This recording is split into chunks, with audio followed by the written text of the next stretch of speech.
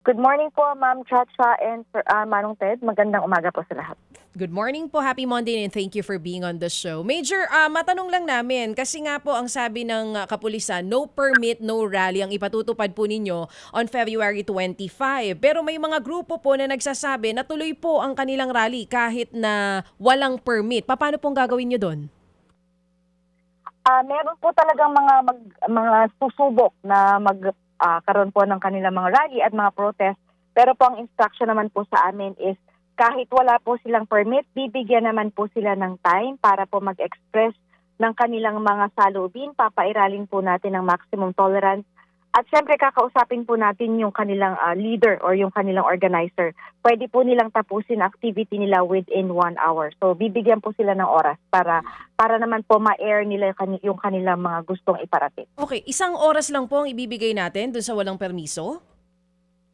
Yes po, kasi po since wala po silang mga permit, hindi po napaghandaan, wala po tayong security preparation para sa kanila at yung pong abala na posibleng idulot nila doon sa mga motorista, ganun din po doon sa iba pang tao na hindi naman po kasama sa kanila mga kilos protesta, yun po yung iniiwasan po natin. Oo.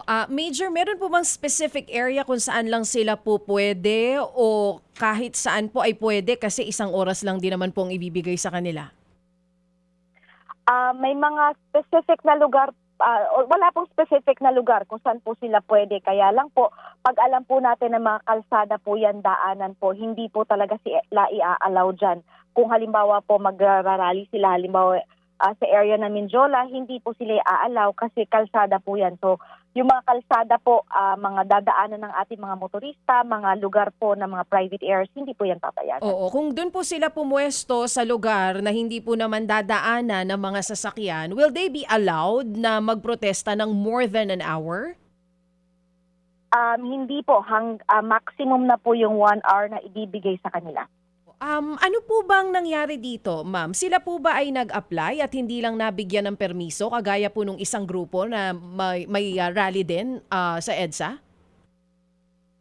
Meron po tayong mga grupo na nag-apply pero hindi po na-approve. Tama po, hindi po na yung, although meron po sila mga request para po sila mag-conduct ng kanilang mga rallies, hindi po sila in-approve ng mga LGUs po na kung saan po sila nagpasa ng request. Oo. Ano daw po ang naging dahilan? Bakit hindi daw po napayagan yung grupo na iyon? Wala pong specific na reason na binigay yung mga LGUs, pero meron lang naman po tayong yung mga binigyan naman po ng permits natin is meron pa rin naman po sila mga binigay na mga patakaran para po doon sa mga youth. Okay, so Major kasi po ang plano po naman noong Trillion Peso March Group ay klarado na po at meron ng ugnayan nga sa inyo pati MMDA at sa LGU. Yung ibang grupo daw po katanghalian tutungo diyan po sa EDSA Shrine, no? Doon sila magtitipon-tipon at magpoprograma. Kapag ho ba ganon, wala na hong ang inyo bang instruction sa mga tauhan nyo po on the ground ay dito po papayagan na lang sila? Wala na ho itong debate, wala na ho itong kasi doon nagsisimula yan kapag medyo may pagpipigil . Ano ho ba ang instruction po sa inyo po ng pamunuan ng PNP, ma'am? Since po ang EDSA Shrine po ay isang private na lugar, minamanage po siya ng mga private na grupo.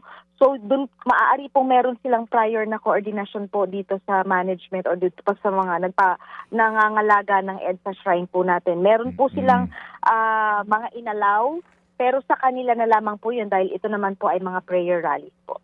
Okay, po kapag sila po ay nagmarcha papunta sa EDSA Ortigas, dito po sa People Power Monument, ano po, papayagan pa sila ho ng PNP? Depende po yan sa kung ano ang mangyayaring pagmamarsa. Kung ito po ay makakasagabal sa ating mga motorista at sa ibang tao, sila po ay hindi papayagan. Meron na po, sinabi po ang ating pamunuan na hindi po iaalaw ang pagmamarsa. Maari po silang magtipon-tipon sa isang lugar pero yung pagmamarsa po ay wala po sa usapan. Okay, sige. So, ma'am, ang PNP kaya ay magkusa na lang to connect. Alam niyo ho yun, baka pwedeng kausapin na yung mga leader nito para maaga magkaroon ng ground rules kasi ma'am, parang ayaw ho natin mapanood na magkakaroon ng iringan at magkakaroon ng paluan. Alam niyo ho yun, ma'am, sa panahon po na tayo po'y di ba, ating inaalala ang makasaysayan na people power revolt, peaceful revolt.